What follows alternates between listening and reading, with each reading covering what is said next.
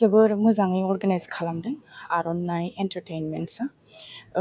बुंनो थाङोबा बे फार्स्ट टाइमनि थाखाय जोंनि बिटिसिआव जादों आरो खोनानाय मोननाय बायदिबा बिटिसि गभर्नमेन्टआबो जोबोर सापर्ट खालामदों जोबोर गोजोननाय मोन्दों बेखौ मिन्थिनानै आरो आंबो एज ए जाज हिसाबै दिनै बेयाव फैनानै गोबां टेलेन्टेड गथ'फोर नुफैदों जाय माने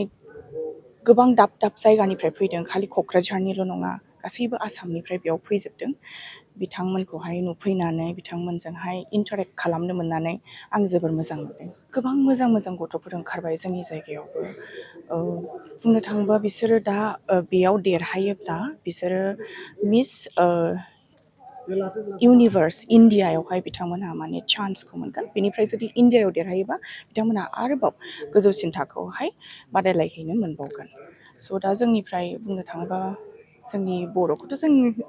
अलवेज देरहाजानो लुगैयो जोंनिफ्राय जुदि सोरबाफोर बर' गथ'आ जुदि देरहालांनो मोनोबा जोबोर मोजां जागोन आरो आर'नाइ एन्टारटेनमेन्ट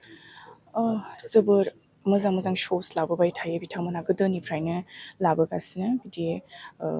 देग्लायनिया नैबे फार्स्ट टाइमनि थाखाय लाबोदों आरोबाव आसा खालामो कि फिउचाराव आरो बेनिफ्राय साबसिन बिउटि पेजेन्ट्सफोर लानानै फैयो बिथांमोना थेंक इउ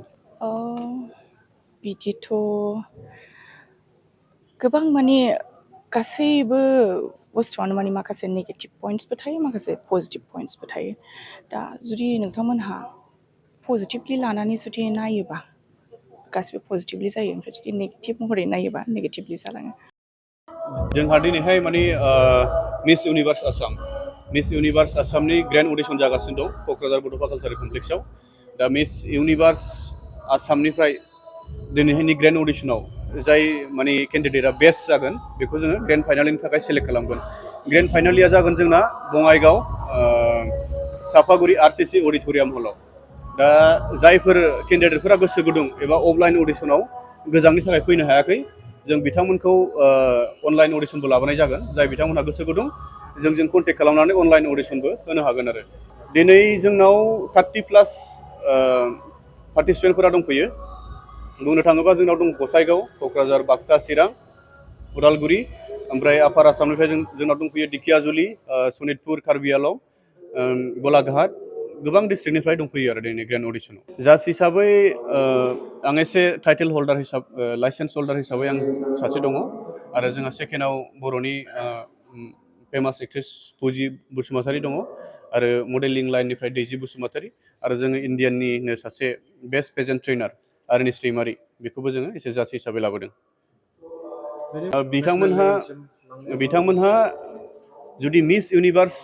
आसाम जाय उइनार जागोन बे आसामखौ रिप्रेजेन्ट खालामगोन मिस इउनिभार्स इण्डियायाव मिस इउनिभार्स इण्डियायाव रिप्रेजेन्ट खालामनाय लोगो लोगो जोंहा